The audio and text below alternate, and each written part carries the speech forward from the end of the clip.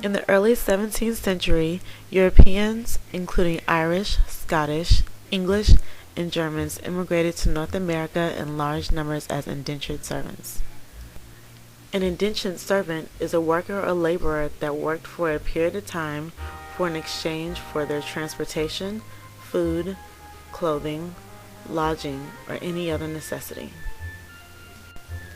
They worked for an employer under a contract that usually lasts between 3 to 7 years. Unless you were between the ages of 10 to 15, you were required to work until 21 years of age. Other names for indentured servants were apprentice, debt slave, and unfree laborer. Most decided to become indentured servants because of the 30 Years' War. The war left Europe's economy depressed and laborers displaced from their land. It also left laborers unable to find work, but many thought a new life in the New World offered a glimmer of hope.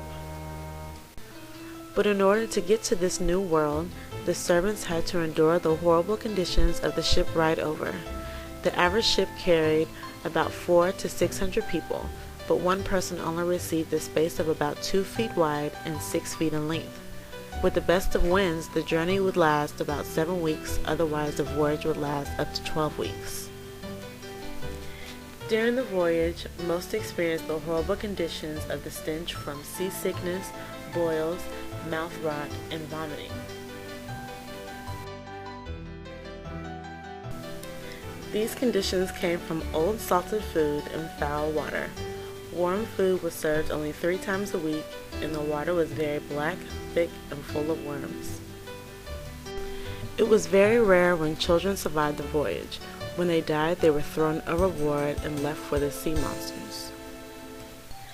Once the ships reached their destination, the servants must remain on board unless all debts were paid or until they were purchased. Like slaves, servants could be bought and sold, but they cannot marry without the permission of their owner, and women who got pregnant, a year was added to their term. The duties of the master was to feed, clothe, and provide housing for their indentured servant, and at the end of the allotted time, the indentured servant was to be given a new suit of clothes, tools, or money. The agreement can also be in exchange for professional training.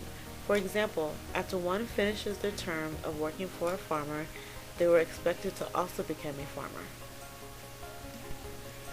Both men and women were subjected to violence and occasionally ended in death. It was worse for women because they were raped or sexually abused by their masters. If they survived their labor term, servants became free members of the society. An example of modern-day indigent servants would be the illegal immigrants paying their passage by working long hours in harsh conditions. In conclusion, Article 4 of the United Nations Universal Declaration of Human Rights that was passed in 1948 declares such servitude as illegal, but only national legislation can implement that illegality.